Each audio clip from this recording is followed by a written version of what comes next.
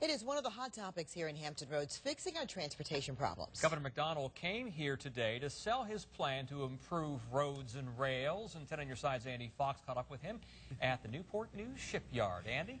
Yeah, a lot of talk about roads here at the shipyard. It is a cold night here on the James River. I'm here at Newport News Shipbuilding. The governor came here to push his transportation plan. The most controversial part is cutting the 17.5-cent state tax on gasoline, doing away with it, but raising the state sales tax. But a lot of his Republican colleagues are saying, hey, we can't do that. We signed these no new tax pledges. I asked Governor McDonnell about that. Providing the long-term resources for transportation infrastructure around the state, we haven't gotten the job done. Have not gotten the job done in transportation. Governor Bob McDonnell blames Republicans and Democrats alike for failing to seize the day on transportation. After 22 years of Richmond, McDonnell says this is the year. This is the year. No more excuses, no more delays, no more kicking the can down the road, no more saying that there's not a perfect bill to vote on.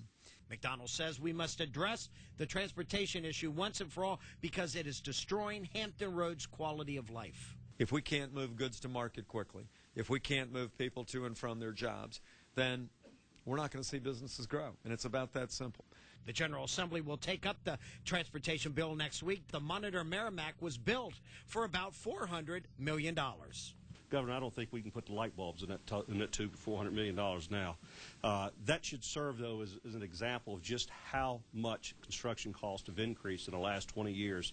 Yet the debate in Richmond has many in the governor's own party against him because of the increase in the sales tax, even though McDonnell proposes axing the state tax on gasoline.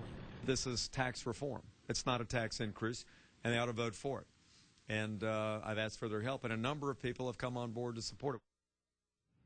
Yeah, that's what Governor McDonnell is saying. It was also pointed, very important statistic, on CNBC, the business network. Virginia was rated the best state to do business. Now they're number 3. They have fallen because Virginia has failed to take care of the transportation problems. He brought that up, and there's a new poll out that shows by a 2-to-1 margin that Virginians support the transportation plan that Governor McDonnell is pushing, and it is taken up next week in the General Assembly. In Newport News, Andy Fox.